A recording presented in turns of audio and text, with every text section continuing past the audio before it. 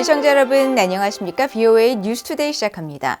러시아의 침공으로 촉발된 러시아와 우크라이나의 전쟁이 발발 3주년을 맞았습니다. 유럽연합 EU는 러시아 제재를 다시 발표했는데 여기에는 러시아를 지원하는 데 핵심 역할을 한 북한군 고위 인사 2명도 포함됐습니다. 이조은 기자가 보도합니다. 우크라이나 전쟁 발발 3주년을 맞아 유럽연합 EU가 발표한 제16차 러시아 제재 패키지입니다. 총 48명의 개인과 35개의 기관이 제재 대상으로 지정됐습니다. 여기에는 러시아에 대한 군사적 지원의 중심 역할을 하고 있는 북한의 리창호 정찰총국장과 신금철 조선인민군 총참모부 작전국 처장 등 북한군 고위 인사 2명도 포함됐습니다. 리창호 총국장은 우크라이나 전장에 파견된 북한군을 지휘하며 비정규 게릴라전에 관여했고 또 라자루스와 김숙희 등 북한의 해킹 조직을 이끌며 우크라이나의 독립을 훼손하는 활동을 지원하고 시행한 책임이 적용됐습니다. 신근철 처장은 북한군의 작전 지휘를 총괄하며 드론 운용과 포병 전술, 전자전 기술 등 러시아의 현대전 전술을 북한군에게 전수하는 역할을 맡고 있는 것으로 파악됐습니다. EU는 특히 북한군이 러시아 및 우크라이나 내 군사작전에 개입한 정황을 지적하며 신금철 처장이 우크라이나 독립을 훼손하는 활동을 지원하고 시행하는 데 책임이 있다고 설명했습니다. 제재 대상에 오른 개인은 자산 동결 조치와 함께 EU 회원국 입국이 금지됩니다. 우크라이나 전쟁 발발 3년을 맞아 영국과 호주, 뉴질랜드도 독자 제재를 발표했습니다.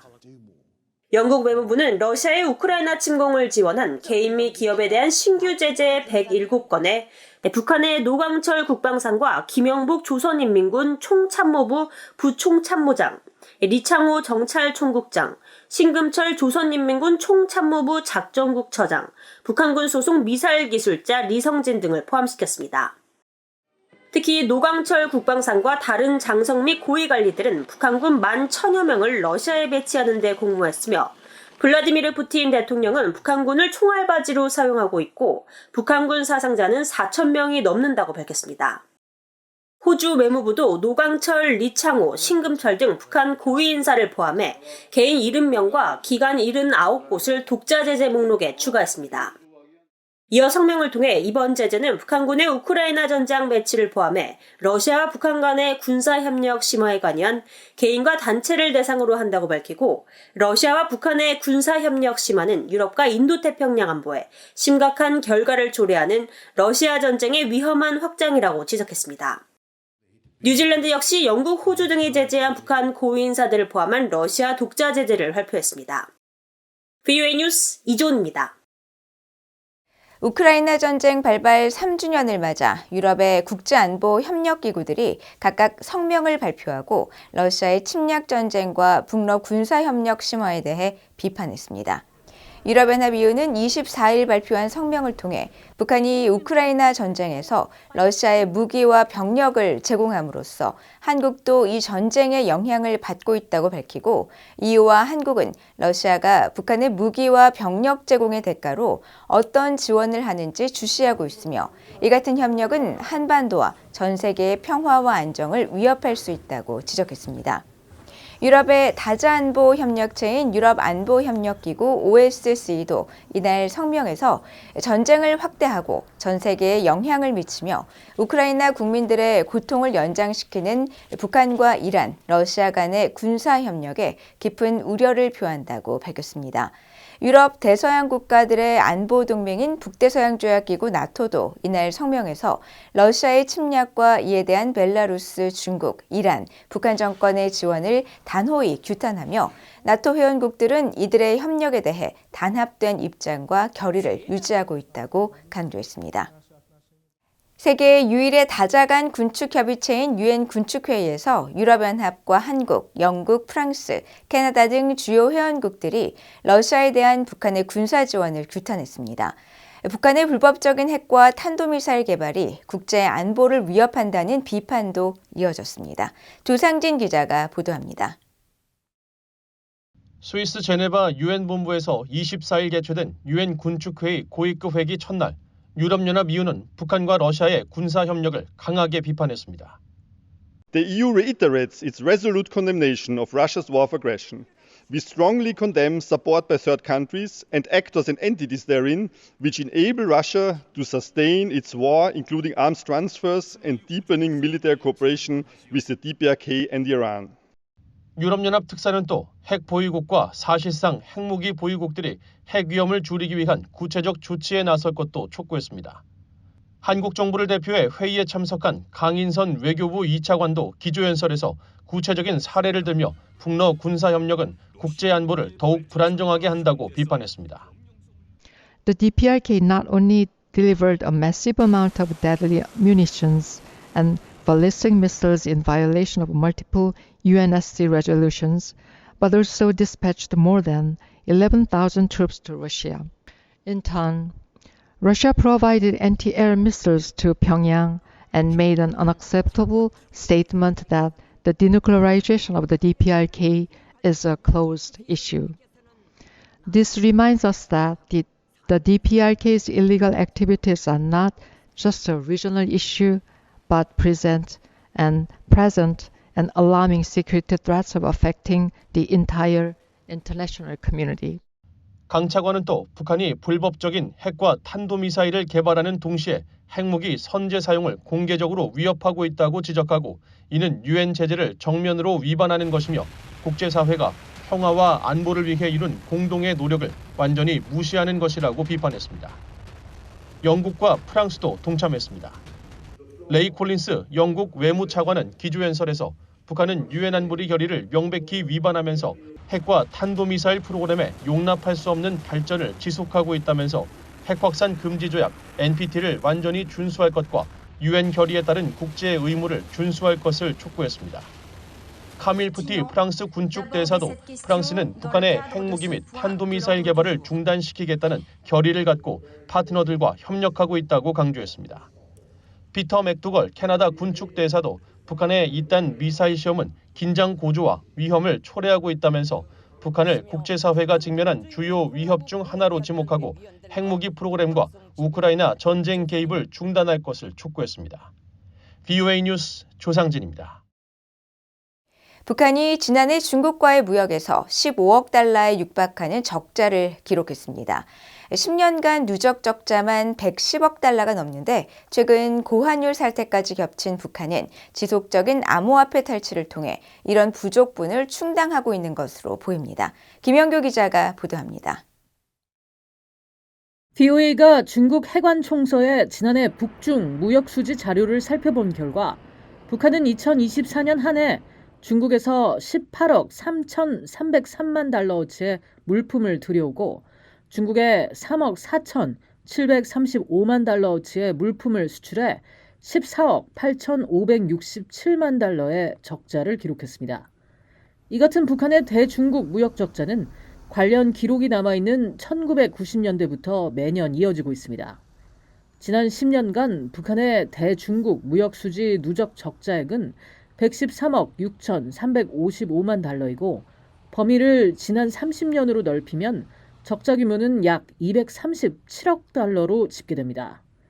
북한은 2015년 석탄과 섬유 등에 대한 대중국 수출 증가로 적자 폭이 3억 달러대에 머물렀지만 국제사회 대북제재 체제가 강화된 2017년과 2018년 적자액이 각각 15억 달러와 20억 달러대로 급증했었습니다. 이어 2019년 사상 최대의 연 누적 적자인 23억 달러를 찍은 북한은 신종 코로나 바이러스로 국경 봉쇄 조치를 취한 2020년에서 2022년까지 10억 달러 미만의 적자를 기록했습니다. 그러다 중국과의 무역이 다시 활발해진 2023년 무역 적자는 17억 달러로 올라섰는데 다만 지난해에는 북중 무역 총액이 소폭 하락하면서 전체 적자도 약 2억 달러 낮아졌습니다. 이는 북한 경제가 중국과의 무역을 더 많이 할수록 적자 규모가 더 늘어나는 기형적인 구조로 다른 나라들과 달리 전체 무역의 90% 이상을 중국에만 의존하고 있기 때문입니다. 브래드리 뱁슨 전 세계은행 고문은 북한이 적자 상황에서도 오랜 시간 생존하고 있는 건 중국이 송유관을 통한 원유 제공 등 무역 자료에 남지 않는 비공식 방식으로 북한을 지원하고 있고 북한도 암호화폐 등을 탈취하며 외화 부족분을 채우고 있기 때문이라고 분석했습니다. 앞서 미국과 한국, 일본은 지난달 14일 암호화폐 탈취 등 북한의 사이버 범죄를 경고하는 공동 성명을 발표하면서 작년 한 해에만 북한이 탈취한 암호화폐가 6억 6천만 달러에 이른다고 분석했습니다. 이는 작년 북한의 대중무역 적자액을 절반 가까이 줄일 수 있는 액수입니다. 최근 고환율도 북한의 문제입니다. 북한 전문 매체 데일리 NK는 올해 2월 기준 북한의 환율을 미화 1달러당 2만 원대로 밝히고 있습니다. 이는 8,000원 수준이었던 지난해 같은 기간에 비해 2배 이상 오른 것으로 북한이 체감하는 대중국 적자 규모는 훨씬 더 클 수 있다는 의미이기도 합니다. VOA 뉴스 김현교입니다. 전환기 정의워킹그룹 등 북한 인권단체와 우크라이나 시민단체들이 유엔 인권이사회 개막에 맞춰 볼로디미르 젤렌스키 대통령에게 공개 서한을 보내 유엔 인권이사회에서 북한의 인권 침해를 규탄할 것을 촉구했습니다. 이들은 24일 공개된 서한에서 북한이 러시아에 살상무기와 병력을 제공하며 우크라이나 침략 전쟁을 방조한 것을 규탄하며 북한의 러시아 공범 행동을 즉각 중단할 것을 촉구했습니다. 특히 북한의 국제인권법과 국제인도법 위반 및 반인도 범죄에 대한 즉각적이고 독립적이며 공정한 조사가 보장돼야 한다고 강조했습니다. 인권단체들은 그러면서 이런 내용을 이날부터 시작되는 제58차 유엔 인권이사회에서 우크라이나가 제안할 러시아 침략에 따른 우크라이나 인권 상황 결의안에 포함시킬 것을 젤렌스키 대통령에게 요청했습니다. 공개 서한 작성에는 전환기 정의 워킹그룹과 북한인권위원회, 한보이스 등 북한 인권단체들과 반부패 행동센터 등 우크라이나 시민단체 3곳이 참여했습니다. 국제뉴스입니다. 도널드 트럼프 미국 대통령이 에마뉴엘 마크롱 프랑스 대통령과 정상회담을 하고 앞으로 몇 주 안에 우크라이나 전쟁을 끝낼 수 있을 것이며 그렇게 하고 싶다고 밝혔습니다. 트럼프 대통령은 24일 백악관에서 마크롱 대통령과 회담에 앞서 공개된 모두 발언에서 이같이 말하고 이 문제는 제3차 세계대전으로 확대될 수 있다면서 우리는 그걸 원하지 않는다고 강조했습니다. 트럼프 대통령은 이어 블라디미르 푸틴 러시아 대통령이 우크라이나에 주둔할 유럽 평화유지군을 받아들일 것이라면서 종전협상 쟁점 해소를 자신했습니다. 이와 관련해 마크롱 프랑스 대통령은 우리는 군대를 포함해 우크라이나에 안전 보장을 제공할 준비가 돼 있다면서 평화유지군 파병 의사를 재확인하고 전투 종료 확인 후 평화협정을 체결해 우크라이나에 대한 안전 보장과 함께 재건을 하도록 할 수 있다고 강조했습니다. 한편 도널드 트럼프 대통령은 우크라이나와의 천연자연 활용에 관한 협정이 타결을 앞두고 있다면서 젤렌스키 우크라이나 대통령이 협정에 서명하기 위해 이번 주나 다음 주에 미국에 올 예정이라고 밝혔습니다. 양국의 자원협정은 우크라이나에 제공한 군수 재정 지원 등에 관해 희토류를 비롯한 광물과 석유, 천연가스 등의 채굴과 가공, 수집 권리를 미국이 확보하는 내용입니다. 볼로디미르 젤렌스키 우크라이나 대통령이 러시아의 침공에 맞서 4년 차에 접어드는 전쟁을 끝내는 조건을 집약한 평화를 위한 5대 핵심 조건을 제시했습니다. 젤렌스키 대통령은 24일 개전 3주년을 맞아 수도 키이우에서 열린 우크라이나 지원 정상회의 개막 연설에서 푸틴이 평화를 선물로 주진 않을 것이라며 5가지 조건이 충족돼야 진정한 평화가 구축될 수 있다고 말했습니다. 이 5대 조건 중 첫 번째는 우크라이나가 협상의 주체가 되고 유럽도 동참하는 종전협상 참여며 두 번째는 즉각적인 포로 석방, 세 번째는 우크라이나의 북대서양조약기구 나토 가입이며 나토 가입이 불가능하면 우크라이나 내 나토 수준의 안보체계 구축이라고 밝혔습니다. 또 네 번째 조건으로 주요 국가들과의 양자 안보 협정 확대며 5번째 조건은 자주적이고 강력한 유럽 안보라면서 통합된 유럽만이 도전에 맞서 싸울 수 있으며 유럽은 자주적이고 강력한 안보 체계를 갖춰야 한다고 강조했습니다. 한편 젤렌스키 대통령은 전날인 23일 기자회견에선 평화를 조건으로 사임할 준비가 돼 있느냐는 질문을 받고 우크라이나를 위한 평화를 위해 진정으로 자신의 직책을 떠나야 한다면 자신은 준비가 돼 있다면서 조건만 맞는다면 나토 회원국 자격 획득과 대통령직을 즉각 맞바꿀 수 있다고 밝혔습니다.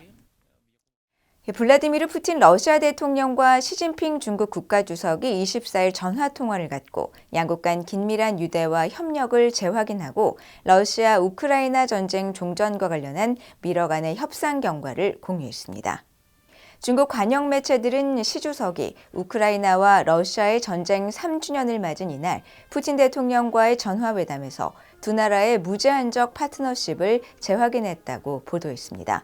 보도에 따르면 시 주석은 푸틴 대통령에게 중러 관계는 강력한 내부로부터의 추진력과 독특한 전략적 가치가 있으며 이는 제3자를 겨냥한 것도 아니고 제3자로부터 영향을 받지도 않는다고 말하고 중국과 러시아의 발전 전략과 외교 정책은 장기적이라고 강조했습니다. 한편 러시아 크렘린궁의 드미트리 페스코프 대변인은 성명에서 푸틴 대통령이 시 주석과 최근 미국과 러시아 간의 우크라이나 전쟁 종전 협상 경과를 공유했다고 밝혔습니다. 이어 시 주석은 이에 대해 미러 간 대화에 대한 지지와 함께 중국 정부가 우크라이나 전쟁의 평화적 해결책을 모색하는 데 도움을 제공할 것이라고 말했다고 밝혔습니다. 두 정상의 이날 전화통화는 지난달 21일에 이어 올 들어 두 번째입니다. 팔레스타인 무장정파 하마스가 이스라엘에 수감되어 있는 팔레스타인인들이 합의대로 석방될 때까지 2단계 휴전 협상 불참을 선언했습니다. 바셈 나임 하마스 정치국장은 23일 로이터 통신에 중재국들을 통한 적과의 어떤 대화도 20일 인계된 시신 4구와 22일 석방된 포로 6명의 대가로 합의된 620명의 팔레스타인 수감자 석방을 조건으로 한다고 밝혔습니다. 그러면서 미국과 카타르, 이집트 등 휴전 협상을 중재해온 나라들은 이스라엘이 휴전 합의 사항을 준수하도록 보장해야 한다고 말했습니다.